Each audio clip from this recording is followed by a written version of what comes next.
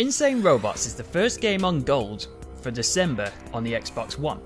It's a card-based battle game combining card battles and elements from the Hunger Games, where you play as a robot trying to regain its memory that has found itself trapped in a robot fighting arena. I played it for an hour. Here's what happened. I pressed start game and saw that this game could be quite short with only 9 levels, but for all I know, I could be playing longer every level, so the only way to find out was to play level 1. The prologue. The game opens up with a cutscene where your robot is established to have no memory and has malfunctioned, because he asks questions. I got a question. Who the fuck thought these voices wouldn't get annoying?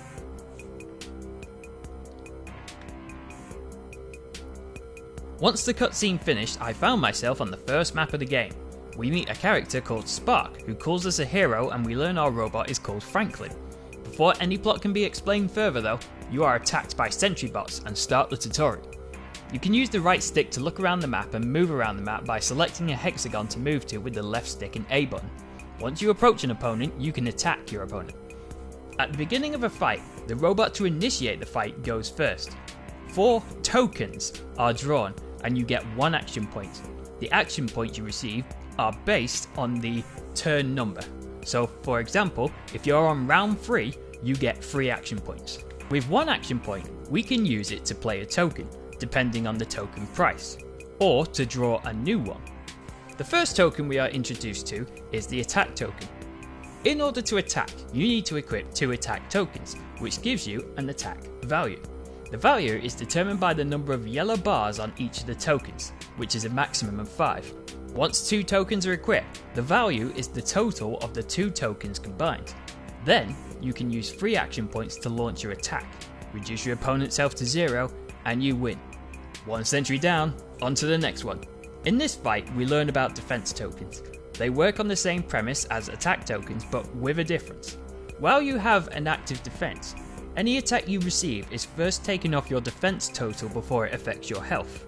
Another difference is that while the attack tokens disappear after you launch an attack, defense tokens only disappear if your opponent's attack value matches or beats your defense. If their attack is lower than your defense, then your defense resets to its current maximum. Defeating the second sentry completes the level and we gain access to the first tournament. The angry Minecraft robot introduces itself as the Colonel and tells you that because your memory is malfunctioning, you are considered insane, and insane robots must fight each other. I'm the insane one, you say. So the rules now are that you are one of 6 robots placed into an arena and you have to be the last robot standing. You each have a turn moving around and interacting with the map. When a robot dies off screen, a shockwave emits from the source of the fight, much like the cannon from Hunger Games. We also experience environments for the first time. Different environments have certain tiles of certain terrain that you can't cross over, while others will have some sort of condition to them, such as fog, where you can only see so far away from the character. Also from now on, at the start of the battle, you also get a chance to change one of your starting tokens for a random token. If you are lucky, you get to use the hack token before your opponent. Hacks are capable of reducing your opponent's attack or defense values by the amount of power on the hack token. So a hack token with 5 power will reduce the value by 5. Alternatively, you can use them on yourself to increase your own attack or defense value by the same amount. In this fight, I also learned about combos.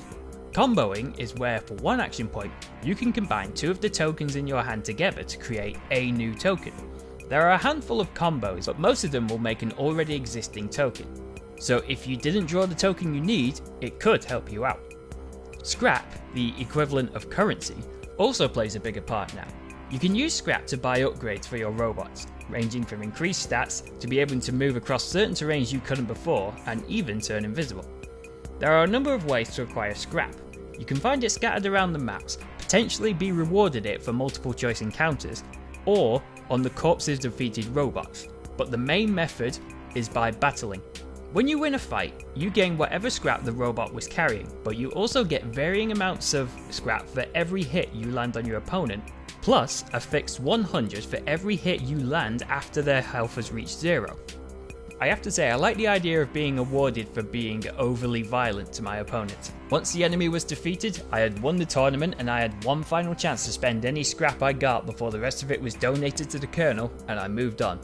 Spark arrives to establish more plot, and we unlock a new robot to play as, a new arena, and more augments to purchase in the shops.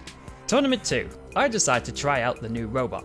Spark arrives again to tell us there is a plan in place, and part of the plan involved me losing my memory, and now hidden mode is active, so I can't see my opponent's hand anymore. The perfect excuse for the AI to start cheating. Fucking cunt. From this point on, the game gets a bit repetitive.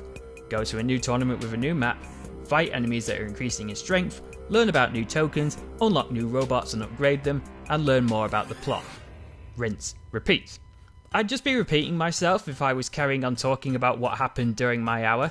Safe to say, this game's single player mode is probably meant for one long burst before you take it online. I personally don't think I'm going to be playing this again. I've never been a fan of card video games, mainly because they are games that rely on luck rather than skill, and it's so easy in games like this for AI to cheat, pulling the card they need out of their arse exactly when they need it, so it's a hard pass from me. But I do recognise the good in this game. It was clear it was meant for online play more than offline play, so it probably is better with friends. It has a simple but appealing graphics style.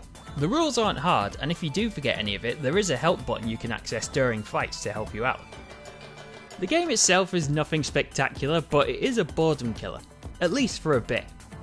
If this game has caught your interest though, you can get it for free on Xbox Gold. It's currently on sale on Steam and available for PS4. Thanks for watching everyone, and remember, you're always welcome at the Spectrum.